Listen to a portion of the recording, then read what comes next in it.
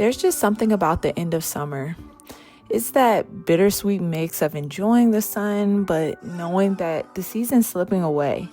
And honestly, what better way to spend those last golden days than at the beach, surrounded by family and a book?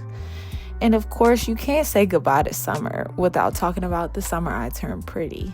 So if you're holding on to every last drop of summer too, then let's do it together. One more beach day, one more good book, one more reason to fall in love with summer all over again. I'm at Ocean City with my family, and I started reading Judy Blume's Summer Sisters, and it's alright so far. It's actually, I don't know, a little bit more deeper than I thought it was. I thought it was just going to be a little light atmospheric read, but it's already getting a little weird, and I'm only like 40 pages in. So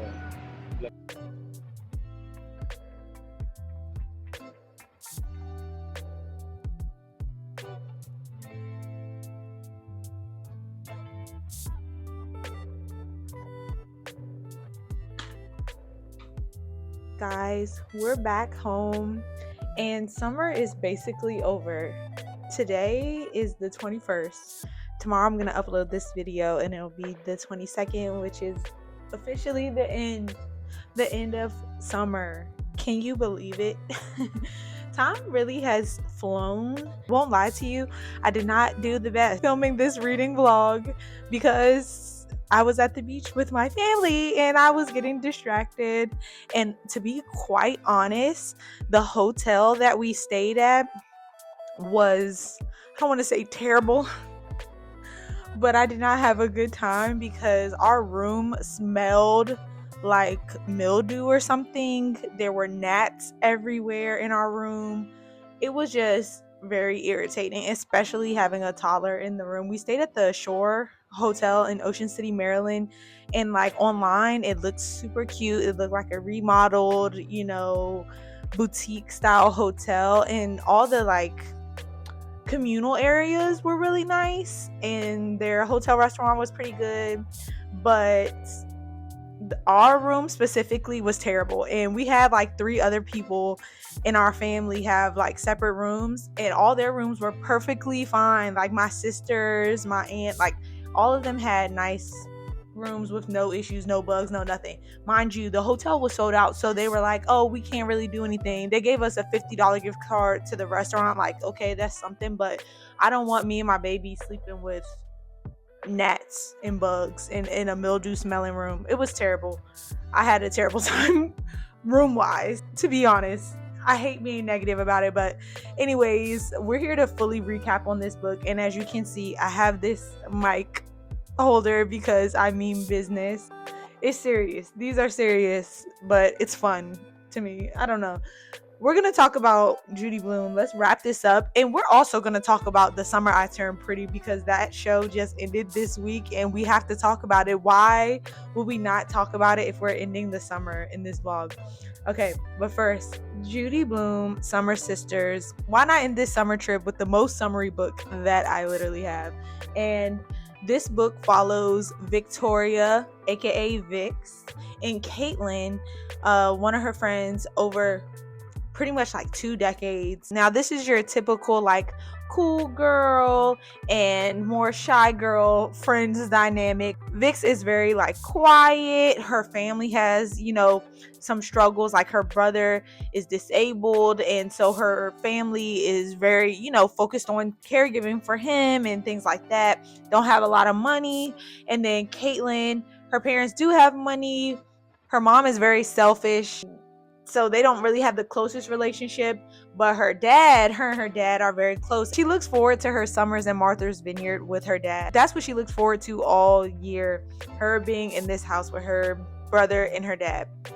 So she invites Vix. So Caitlin invites Vix every summer. She invites her one summer, and then every summer after that, Vix is basically a part of the family. Now, they have like a really weird dynamic because the way that Caitlin is kind of painted in the beginning, you think she's like, oh, she has money, she's like this and like that. But when she is in Martha's Vineyard, she's a whole different person. She is like one with the land. She don't like taking showers. She's like, wow. She's very much a free spirit, okay, when she's in Martha's Vineyard. And honestly, Vic, she doesn't know kind of how to navigate that at first, but then they just become like two peas in a pod. They discover so many things about each other, themselves. And if you have read this book, yeah, I think I mentioned it already. The power, that really was like, okay, that's what we doing in this book. Okay. But I mean, that's actually, when you think about it, a very realistic thing that happens in adolescence. But how this book starts out, it's Caitlin inviting Vix to a wedding. Now, who Caitlin is marrying is like one of the big pain points of this book. And now, while there is a big romantic aspect on both parts, the real story is their friendship and where their lives go into two separate directions. And Vix is very much smart. She goes to like Harvard, I want to say, in this book. I look, it's been a couple weeks at this point. There's so many different things with their dynamics, and their relationship has ups and downs over the different summers. I mean, it's literally like 20 years worth of friendship, so you can imagine that they go through some crazy things in this book. Now, I will say I rated this book 4 stars. I thought it was pretty interesting. I liked that they showed so many of the other characters' point of views. Like, it was mainly Caitlin and Vix, but at the end of pretty much every chapter, they would kind of tell you what the other side characters were thinking. Because like I said, her dad's in this book, the parents, they have siblings. There are so many different people you encounter, them and other boys and stuff throughout the summer. So if you're somebody who likes regular, I guess, women's fiction, contemporary fiction, and you like seeing the layers of different friendships and how life can take its turn, and if you like a coming of age story, I think this is an interesting book to read in the summer. I won't lie, I will say at some points it was like weird, and Caitlin was very insufferable to me at some points, but we all know these characters and I still enjoyed it. So I thought this was a perfect book to end the summer. I really do want to read some more of Judy Blume's book, because I don't know about you, I've seen the Forever show on Netflix, and I know that was based on a book by Judy Blume, and I love that. So I'm curious to read more of her books. She's a very popular author, and I always just kind of associated her with like kids books, I think, when I was little, but clearly she has some adult fiction as well. So I'm excited to get more into her writing, and I thought this was a perfect book to end summer with, to be honest. Okay. Ooh. Now let me get comfortable. Now let's talk about The Summer I Turned Pretty. Okay. What can we say about The Summer I Turned Pretty? It ended this week on Wednesday, and I will say that this show has put me through so much more than I ever expected it to. I cried on so many episodes of this season specifically, and honestly prior seasons, because look, I will say anytime they show Susanna, I'm in shambles. Okay, anytime they show Susanna, I'm in shambles. Anytime Conrad is left alone just looking sad and depressed and longing for Belly, I'm in shambles. Because can we talk about Conrad? Because Conrad ate up this season with his acting, okay? He was acting. You couldn't tell me that man wasn't obsessed. It was like all over his face, all in his being, the yearning. Y'all want to talk about yearning in books? The yearning in that show makes me want to read the books. Like, please let me know if the books are as good as the show. Or is the show just like, and honestly, the show, let's be real, the show can be cringy at times, okay? The show can be cringy at times, but it's so good. It's so, I don't know, it's so good for some reason, and I just love it. And also, I just want to ask, how did they make me flip-flop so many times throughout the seasons? Because I won't lie, at the end of last season, I was Team Jeremiah. Like, I was Team Jer. Okay, now I don't know how quickly in this last season did Jeremiah just become the most annoying, cringy, irritating person. Like, so childish, so ridiculous. It was so annoying. But let's not act like he not fine, because Jeremiah is fine. Okay, it's just the way that he acts that makes him look so like, this just gives you the ick. I don't know what it is. And I hate Conrad's hair, but Conrad makes me find him attractive because of the way he looks at Belly. That one scene where Belly was eating the peach, he wanted to eat her up, okay? And once he got to Paris, he got what he wanted. I said, okay. And speaking of Paris, that was so random. Well, was it random? I guess not, because she already wanted to go to Paris and she said, I got to go after canceling my wedding. But to be honest, I liked the Benito that we got for a second. I felt like that was like rushed in there, because it's like, why did you just give us 2 seconds of Benito for what? But I guess it's like, oh, she was living while she was in Paris and she dated a guy who was cute and looked like a little Chalamet. A little Chalamet. He was cute, he was sweet, and I like that he was clearly threatened by Conrad at that birthday dinner at the end.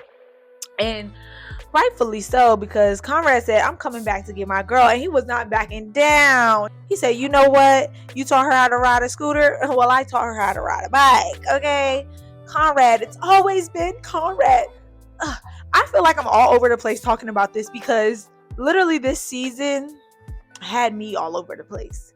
It was so many scenes that like are ingrained in my mind right now that I was like, wow, I want to watch the whole season over again now that I've finished this show, because there's so many little Easter eggs, I guess, that like have happened in the beginning seasons. Like, even just like the letter that Susanna had wrote for Jer and Conrad, and then Jer accidentally got Conrad's letter, and it was talking about how she's seen him in love with Belly. Like,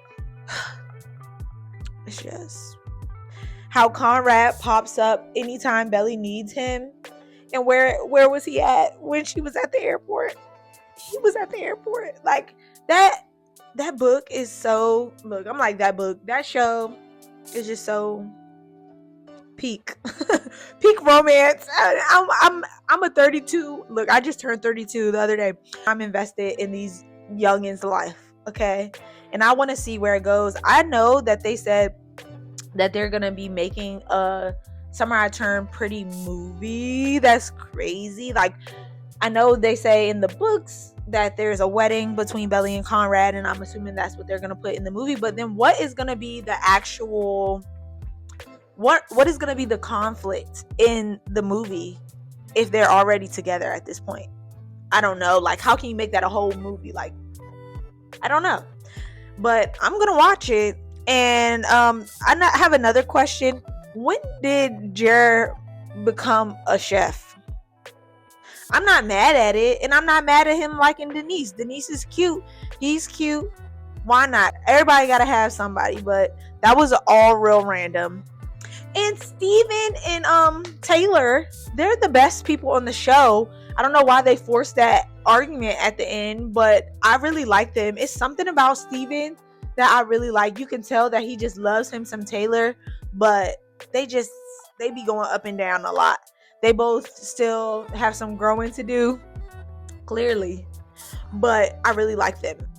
And I don't know how long it'll take for me to get over the emotional turmoil that I have felt in watching this show, because I keep thinking about Belly and Conrad on the beach in that scene where he tells her how much he loves her and all that. Like, I need to rewatch it. I don't know. Let me know what you guys thought of this last season. I low-key want to watch all 3 seasons again because it's so good. But you know what? I'm supposed to be reading books. Okay, tomorrow is the start of fall. Ooh. tomorrow is the start of fall, and I need to get my fall TBR together and make a video to show you guys. I need to also do a reset for fall and pull out like all my fall decor and everything, put it together. Maybe I'll make a vlog. I don't know, but I hope you guys had a great summer. I hope you have an even better fall. But please subscribe. Thank you so much for watching, and I'll see you in the next video.